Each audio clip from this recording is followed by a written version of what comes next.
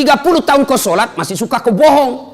30 tahun kau sholat masih suka kau maksiat. Kenapa? Karena sholatmu belum seperti yang dihendaki Allah. Padahal Allah sudah jelaskan, inna sholata tanha anil fasya'i wal munkar. Ayat ini kita sudah hafal semua dari tak kecil. Sesungguhnya sholat itu mampu mencegah kalian dari perbuatan keji dan mungkar. Kenapa? Makanya jangan keheran, kenapa itu rajin nama sembahyang deh, tapi dede pak gosipna berarti bermasalah sholatnya. Kenapa itu rajinnya sholat nah dede sekit namamu, berarti sholatnya bermasalah.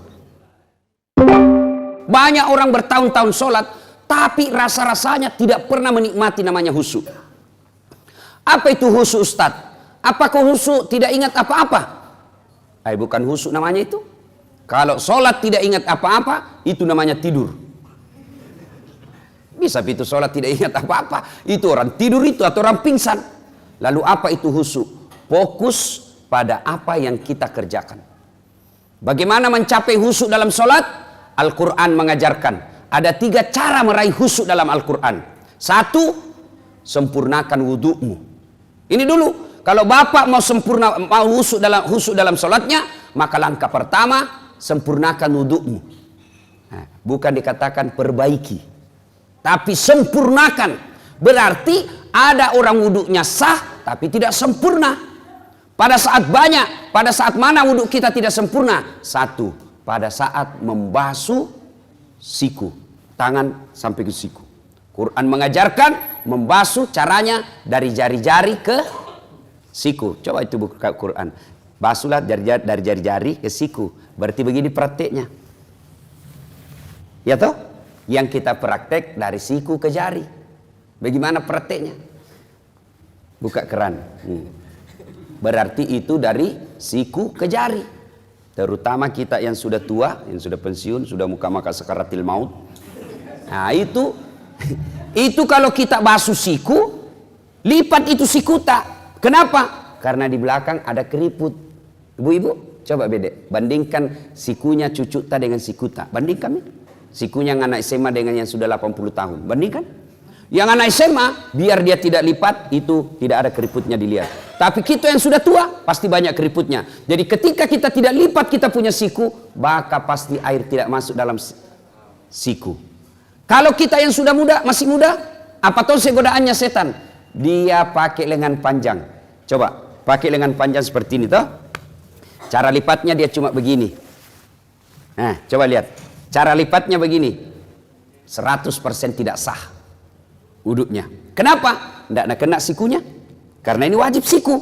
Maka ketika kau linting bajumu, di atasnya siku. Nah, ini baru betul. Tapi kalau di sejajar siku, berarti sikumu tidak kena air, tidak sah wudukmu. Tidak sah wuduk, otomatis sholatmu tidak sah. Nah, ini kalau lengan panjang. Kalau perempuan yang banyak membuat tidak sah sholatnya, tanpa dia sadari akhirnya tidak sah sholatnya gara-gara wuduknya tidak sah. Apa? Lipstick, eyeshadow, dan lain-lain. Apa namanya itu yang di pipi? Merah pipi. Kalau biru tahu? Biru pipi.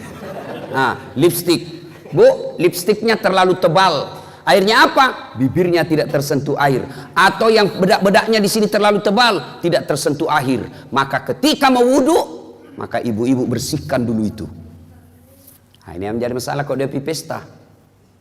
Karena bilang 300.000 nih salung. Akhirnya begini di wudhu. Ya. Nah, maka kalau mau khusyuk, yang pertama langkah sempurnakan wudhu. Yang kedua yang paling banyak kita lalaikan ketika wudhu, apa? Membasuh kaki. Anak-anak ini, biasa anak SMA, anak SMP, buru-buru. Apalagi kalau rakaat ketiga nih, habis nih. Lewat. Tenang kau saja, kau bisa masbuk. Bisa kau masbuk. Meskipun sudah rakaat keempat, at-tahiyyat itu imam, selama dia belum sholat, belum salam, berjamaah juga namanya itu. Dapat kau pahala 27. Jadi tidak usah kau buru-buru, tidak usah lari-lari. Pas kau lari, begitu sampai pasti kau tidak konsentrasi, poso. Nah, maka tidak usah lari. Tidak usah lari, santai saja. Kenapa? Selama imamnya tidak salam, belum salam, masih kau dapat pahala berjamaah. Jadi tidak usah makin buru-buru. Nah, apalagi yang membuat kita, yang kaki, wudhu, berkaitan dengan wudhu, kaki. Nah, ini kita biasa tidak sempurna wudhu. Bahkan bisa jadi tidak sah. Apa? Wudhu kakinya nak kasih begini ji. Itu kalau wudu ada, coba baca rukun wudu. Paling terakhir itu rukun wudu tertib. Apa itu tertib? Mendahulukan yang dahulu, membelakangkan yang belakang. Artinya selesaikan dulu kananmu, baru pindah kiri. Nah, yang kita praktek kanan dulu, kiri lagi, kanan lagi, kiri lagi. Nah, itu orang Bugis bilang majabuta. Nah, selesaikan dulu kanan, selesaikan tuntaskan, baru pindah ke kiri. Tidak usah lagi pindah ke kanan, karena kalau kanan kiri bukan tertib namanya itu. Ya, sudah itu kaki juga. Sempurnakan dulu kanannya, baru pindah ke kiri. Nah, ini yang banyak bisa setan masuk. Ada Nabi pernah katakan, pintu masuknya setan itu kuku. Bertanya sahabat, kok bisa? Karena di kuku kalau kau wudu, kau buru-buru, pasti tidak masuk celah-celah air di kukumu. Boleh panjang kukumu, dengan catatan kamu harus lebih teliti dan lebih jeli ketika wudu. Kenapa? Kalau dia panjang, tidak masuk air di sini, tidak sah wudumu. Maka harus korek-korek. Kan biasa ada satu seperti saya ini satu, panjang-panjang sedikit. Apa tujuannya ini? Seksi kebersihan. Biasa sudah kita makan coto, tidak bawa sikat gigi. Nah, itu lebih bagusnya itu kalau ada siwak. Itu siwak bisa dikantong-kantongi, biar tidak pakai odol. Biar tidak pakai air, langsung kasih masuk saja. Tapi jantung orang makan coto di depan kasih begini, kurang ajar ketia. Ya? Nah, ibu bapak, saudara-saudara sekalian. Ya. Bagaimana kalau membasuh kaki dan jari-jari? Sunnahnya jari-jari tanganmu kasih masuk ke jari tangan yang satu. Nah, misalnya kiri yang kita basuh, jari-jari tangan kanan yang masuk. Kalau basuh kaki, jari-jari tangan kita masuk. Baru usap ke belakang. Lalu sampai ke belakang ini kasih begini. Kasih naik. Kenapa? Tumit bisa jadi tidak basah. Apalagi bagian ini Pak. Kalau buru-buru gitu, ini yang paling sering tidak basah. Kalau tidak basah ini Pak, pasti tidak sah wudu. Tidak sah wudu, tidak sah salatmu. Inilah yang Allah jelaskan dalam Quran. Ara'aital ladzi yukatsibu biddin. Tahu tidak kamu pendusta agama? Menurut Profesor Dr. Quraish Shihab yang menafsirkan ayat ini, termasuk diantaranya pendusta agama itu solatnya dusta. Siapa mereka? Mereka yang lalai dalam solatnya. Kenapa lalai dalam solatnya? Mulai dari wudhunya tidak sempurna. Itu pendusta agama kita itu kena. Jadi nanti di akhirat kita bilang, Tuhan, mana pahala solatku 40 tahun? Nah, bilang Tuhan, memang kau sembahyang tapi tidak sah. Kenapa bisa? Dikasih lihat video tak? Kan itu kita itu Pak, 24 jam ada CCTV. Ini kalau CCTV na masjid keluar kita nak lihat makin. Tapi CCTV-nya Allah namanya Raqib dan Atid. Nasoting kau terus 24 jam. Biar tidur lagi di toilet, nanti nak putarkan ke Tuhan. Inikah solat yang saya ajarkan? Kita bilang tidak ku tahu. Kenapa kau tidak tahu? Kasih ke otak. Kau sarjana, kau kaya, bagus, sehat. Kenapa kau tidak tahu? Tidak pernah dengar dakwah. Kenapa kau tidak pernah dengar dakwah? Sepak bola kau begadang sampai pagi, main game kau begadang sampai pagi. Kenapa kau tidak pernah belajar soal solat? Nah, itu solat kau pakai 24 jam. Bagaimana solat kamu bagus Pak? Coba jujur ki bede. Dalam hati tak mau, jangan kasih naik tangan tak, pasti malu-malu ki. Jujur maki. Berapa tahun maki solat? 50 tahun. Ada itu buku di rumah tak, tuntunan dan pedoman solat 5 waktu? Coba, kira-kira bagaimana kita solat? Begitu tidak bapak tak, begitu kita lihat orang, begitu kita solat, tidak pernah kita baca bagaimana itu solat. Adik-adik beli handphone, begitu beli handphone, ada apanya? Ada petunjuk penggunaannya. Dan di situ ditulis warna merah. Baca buku pedoman penggunaan sebelum menggunakan handphone. Coba, itu ditunjuk, itu ditulis merah. Baca dulu ini buku, baru kau buka itu HP-mu. HP saja itu ada buku pedomannya. Apalagi kita solat. Akhirnya jangan kau heran, 30 tahun kau solat masih hobi kau makan uang haram. 30 tahun kau solat masih suka kau bohong. 30 tahun kau solat masih suka kau maksiat. Kenapa? Karena solatmu belum seperti yang dihendaki Allah. Padahal Allah sudah jelaskan, inna salata tanha anil fasya'i wal munkar. Ayat ini kita sudah hafal semua dari tak kecil. Sesungguhnya solat itu mampu mencegah kalian dari perbuatan keji dan munkar. Karena makanya jangan keran. Kenapa itu rajin nama sembahyang deh? Tapi dede pak gosipna. Berarti bermasalah solatnya. Kenapa itu rajinnya solat? Dede sekit nama amo. Berarti solatnya bermasalah. Kenapa tidak? Coba kita lihat solat kita Pak. Orang Bugis bilang mau pito-pito. Allah. Assalamualaikum. Olahraga bukan? Coba make. Orang saya tanya, kenapa? Karena cepat sekali Ki kalau sholat gitu. Nggak sampai mami kuliah 5 menit sembahyang duhur. Apa Nabi bilang? Kau hafal mi Ustaz? Sini kau dulu. Kalau kau bilang hafal begini maka saja. Allahu Akbar. Tuhan bacaannya sama di kemarin. Assalamualaikum warahmatullahi. Sudah mi, kan itu jadi hafal. Iya toh, tapi kan bukan itu. Sholat itu ada rukun-rukunnya, ada tertibnya, ada syarat sahnya. Yang itu harus kita lakukan. Kalau itu kita ikuti, maka insya Allah hidup kita akan baik. Oke Pak. Jadi kalau ada masalah, jangan makin cari kambing hitam. Itu saja kita tanya, bagaimana sholatku selama ini? Orang Pak kalau baik sholatnya, husuk sholatnya, tata cara pelaksanaannya baik dalam sholatnya, insya Allah dalam hidupnya juga akan baik. Allah sudah jelaskan, sholat mencegah kau dari perbuatan keji dan mungkar. Mulai saja dari rukun-rukunnya sholat, mulai dari saja syarat sahnya sholat. Apa syarat sahnya sholat? 1, bersih dari najis dan hadas. Aplikasikan dalam hidupmu, maka itu orang pasti bersih. Adik-adik saya tanya, sah tidak sholat kalau kita tidak wudhu? Sah. Yang penting tayamum. Tapi tidak semua boleh tayamum. Apa syaratnya? Tidak bisa kena air. Misalnya cacar. Toh, penyakit tidak bisa kena air. Atau subuh. Kalau kena air subuh-subuh langsung menggigil, tidak bisa bernapas. Poso, asma. Boleh kok tidak? Boleh kok tayamum. Ya? Tapi dia tidak wudhu, tidak tayamum, sah tidak? Tidak sah. Berarti orang yang baik sholatnya itu mestinya bersih dalam hidupnya. Tapi kadang-kadang kita lihat ada orang sholat tapi baju sholatnya saja kotor, kuning bukan, coklat bukan, putih bukan, ada yang begitu. Kudungnya ibu-ibu, coba dikat diam nih. Ada itu yang ada kayak lumut-lumut di sininya. Itu kalau orang baik sholatnya, maka dia hidupnya bersih. Maka heran kita kalau kita rajin berjamaah, tapi rantasa hidup tak. Satu, syarat sahnya sholat. Bersih dari najis dan hadas. Yang kedua, tidak sah sholatmu kalau kau tidak tutup aurat. Apa itu aurat? Ini kalau laki-laki, lutut sampai pusat. Bapak, kalau keluar rumah sholat pakai celana kolor saja. Sah tidak? Sah tidak? Tidak sah. Biar tidak ada yang lihat Ki. Mentang-mentang tidak ada lihat di sembahyang celana dalam saja aku pakai ini. Allah. Sah atau tidak? Tidak sah. Artinya apa? Ini sesungguhnya aurat itu aplikasinya dalam kehidupan sehari-hari. Malu. Kan malu orang kalau kelihatan paha tuh. Malu itu ibu-ibu kalau kelihatan dadanya. Malu itu ibu kalau kelihatan keteknya. Kecuali yang keluar anak darah yang kelihatan keteknya. Nah, malu itu sudah putus rasa malunya. Urat-urat malunya sudah tidak ada. Kita laki-laki nasesa. Iya biasa bingung kan lihat itu perempuan. Mau saya tahu kerja sama Ki. Kami laki-laki jaga mata, kau cewek jaga akhlak. Karena biar setengah mati dijaga mata tak, kalau kau gentayangan hancur tongki. Ya, nah itu berarti kalau orang baik sholatnya, insya Allah tinggi rasa malunya. Mana aplikasinya? Kalau dia rajin sholat, jadi kepala dinas jadi sekdai, jadi pejabat ada mobil dinasnya, maka dia malu pakai mobil dinasnya kalau untuk antar undangan pernikahan. Maka malu dia pakai mobil dinasnya kalau hanya untuk pergi pasar, untuk dia pakai kepentingan pribadinya. Itu orang yang baik sholatnya.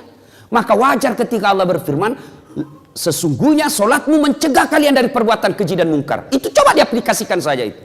Apalagi, ya, syarat sahnya sholat. Sah tidak sholat kita kalau tidak baca Al-Fatihah? Tidak sah.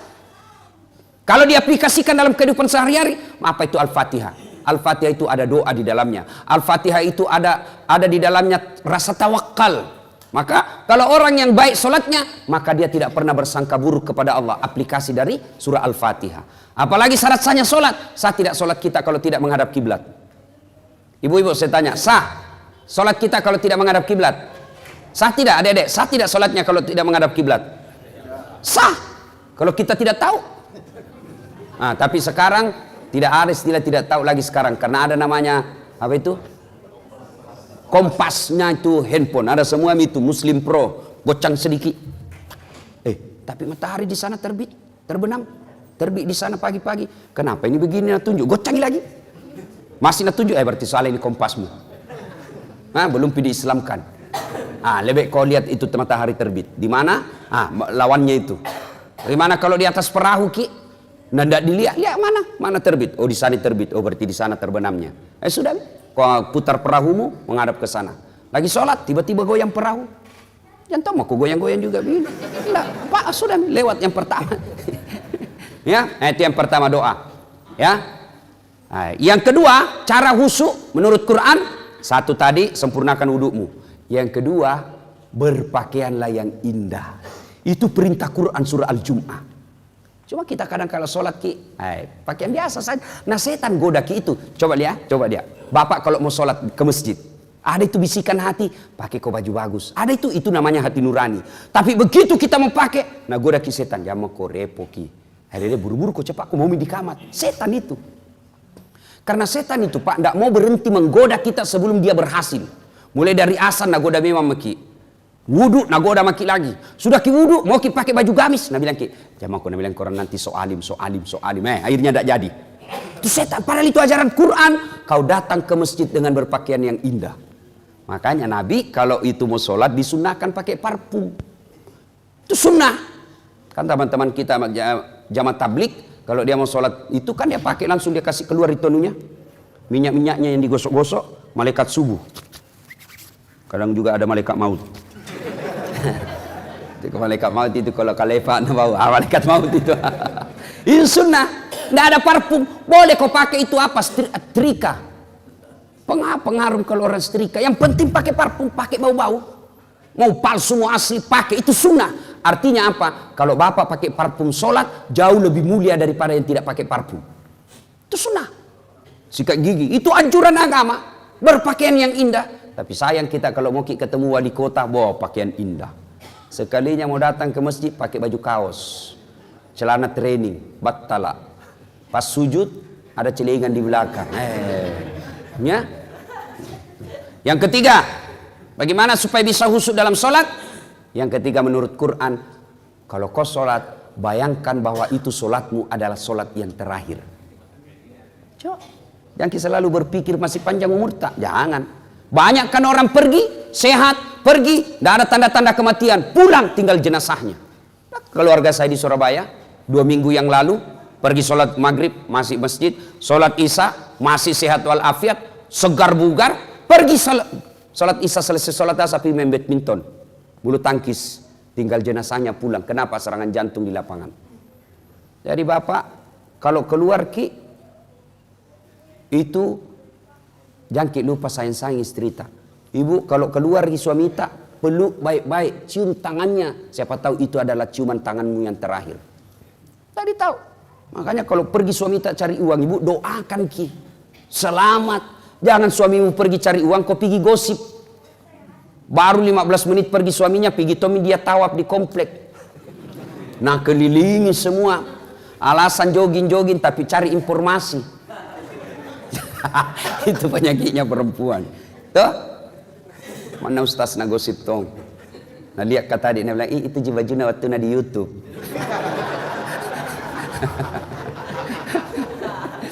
Nah sekarang ada tipsnya lagi. Itu tadi menurut Quran. Dijabarkan oleh para ulama dengan memberikan tips-tips. Satu, ketika kau sholat matamu jangan seperti mata pencuri.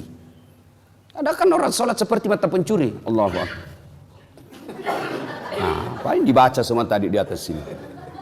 Sambayang, dibaca kalender. Tuh, maka ketika kau sholat, bagaimana caranya? Anjuran Nabi, lihat kau apa yang kau mau sujudi. Tanpa sujud. Ketika sholat itu kita lihat. Begitu ibu-ibu, apalagi ibu-ibu di belakang. Terbuka pintu, siapa yang lewat satu komplek pasti kau sebut dalam hati namanya. Oh, Haji Rahim terlambat ki. Lewat lagi, oh Haji Baddu terlambat tongi. Lewat lagi, oh ndak serasina kuduna sama bajuna. Oh semua itu. Maka ketika sholat, tunduk, lihat apa yang kau sujudi. Sudah lakukan itu, ternyata belum juga bisa susuk, serahkan kepada Allah. Apa? Itu sebagian ada pengurus masjid tidak mau pakai karpet. Kenapa? Karena karpet ada gambar-gambarnya. Nah lihat misalnya Masjidil Haram, nah bayangkan lagi tuh masjid. Pernah, sudah. Tapi sebaiknya kalau banyak pensiun di dalam pakai karpet. Kenapa? Lutut nah kudu. Dah kalau turunin lutut ketemu tegel pasti kalah lutut. Ya? Nah, maka dikasih yang empuk-empuk ya. Nah, itu mata jangan terlalu banyak gerak. Yang kedua, jangan berkeliaran. Yang kedua, cara prakteknya yang